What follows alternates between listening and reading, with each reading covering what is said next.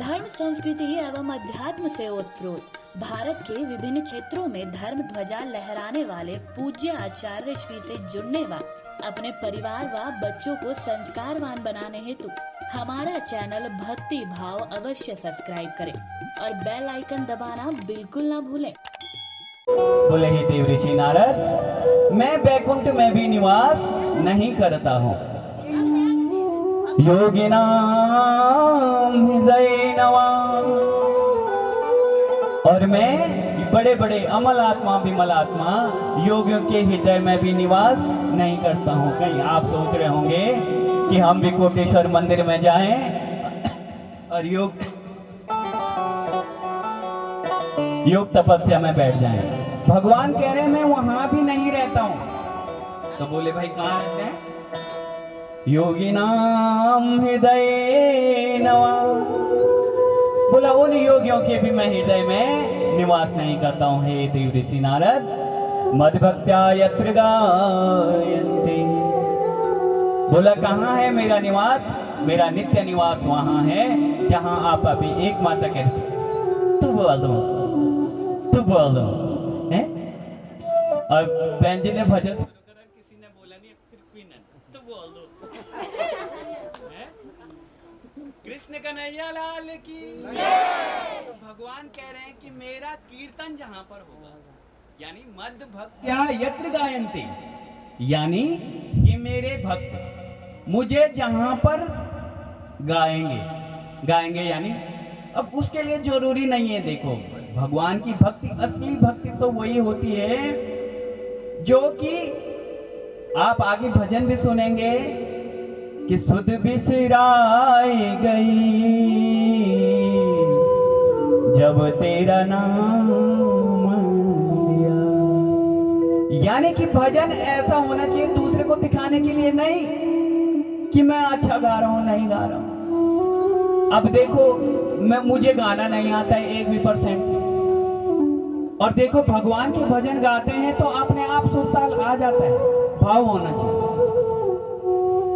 बोलने का आश्रय कि जहां रहो, जैसे रहो, घर में रहो, बाहर रहो, और ये फिल्मी गाने गाने से तो बढ़िया होगा सुबह सुबह सुनने से कि मुन्नी बदनाम हुई डार्लिंग तेरे लिए।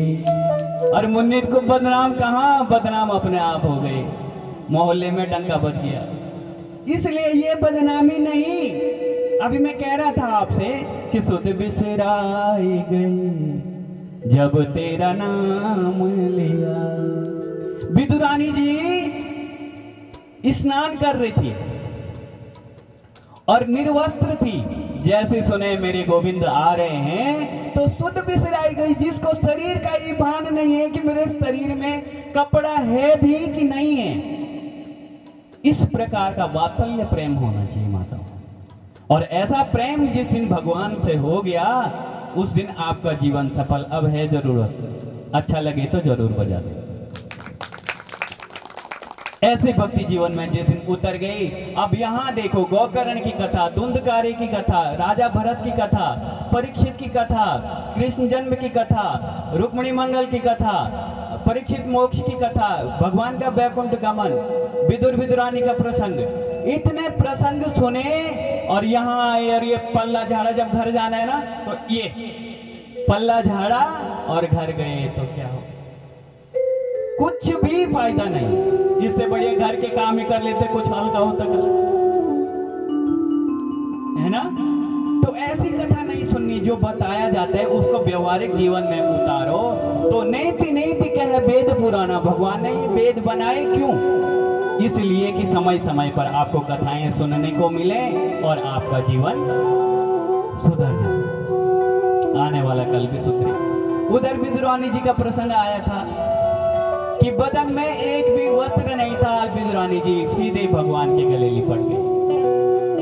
जब उनको होश आया तब देखा कि मेरे बदन में तो कपड़े तक नहीं है। कोई नहीं मानियन कहीं तू बोल है ना। ऐसे अभी गा रही थी एक बहन, बड़ी मुश्किल से बहन ने गाया कि चलो मैं जरा जेता बदन क्या सांस करी ना, बड़ी मुश्किल पर तो सांस करी दगड़ मकेन बोली नहीं तक कोई ना बोल दो लोड़ी बोल दो।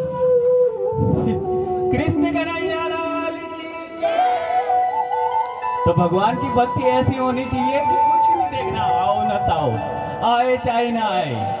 हरे रामा रामा रामा